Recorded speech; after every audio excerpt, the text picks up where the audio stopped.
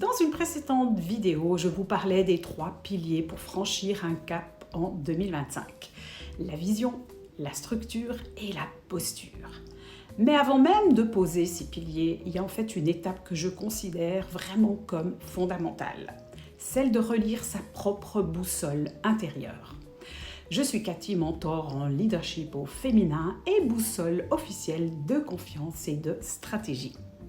J'accompagne les femmes ambitieuses à transformer leurs idées en projets concrets et alignés. Si ce sujet vous parle, abonnez-vous à ma chaîne en cliquant ici. Activez la cloche pour recevoir chaque semaine des vidéos pratiques et inspirantes comme celle-ci. Alors, oui, on peut avoir une stratégie brillante, une vision inspirante et pourtant se sentir à côté de soi. Aujourd'hui, j'ai envie de vous parler de ce lien essentiel entre alignement, valeurs et esprit critique. Je dis souvent que nos valeurs sont notre propre boussole. Elles nous aident à garder le cap, à prendre des décisions qui résonnent, à savoir ce qui est juste pour nous. Mais encore faut-il savoir si c'est bien notre boussole que nous suivons. Et là, entre un jeu en allié souvent oublié, l'esprit critique. Il ne s'agit pas ici d'un esprit critique dur, froid ou cassant. Je parle justement d'un discernement lucide, doux, ancré. Celui qui nous permet de faire le tri entre ce qu'on a appris à penser et ce qu'on pense profondément. Entre ce qu'on croit devoir faire et ce qu'on sent juste, même si c'est moins confortable.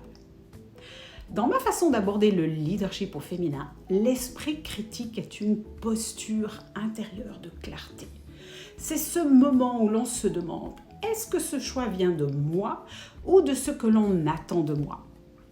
Je vous partage ici 3 questions que j'utilise souvent et que je me pose encore régulièrement. La première, est-ce que ce choix vient d'un élan profond ou d'une peur bien déguisée ? Nos peurs sont parfois très subtiles, elles peuvent se faire passer pour de la prudence ou du réalisme. La seconde question, est-ce que cette voix que j'entends est vraiment la mienne ? Ou est-ce celle d'un modèle, d'un parent ou d'un « il faut que » intégré depuis longtemps ? Et là, la troisième question. Est-ce que je dis oui pour moi ou pour ne pas déranger, ne pas décevoir ? C'est en fait parfois difficile à distinguer, mais tellement libérateur quand on y voit clair. Dans mon propre parcours, j'ai fait des choix qui semblaient bons sur le papier, sur le moment, mais qui me laissaient vide à l'intérieur. Pourquoi ? Parce que je suivais un plan qu'on m'avait transmis, pas celui que j'avais écrit pour moi justement. Revenir à mes valeurs, les affiner, les interroger, c'est ce qui m'a permis de construire un leadership beaucoup plus juste, plus vivant, plus incarné. Alors, je vous propose cette semaine de vous poser une seule question.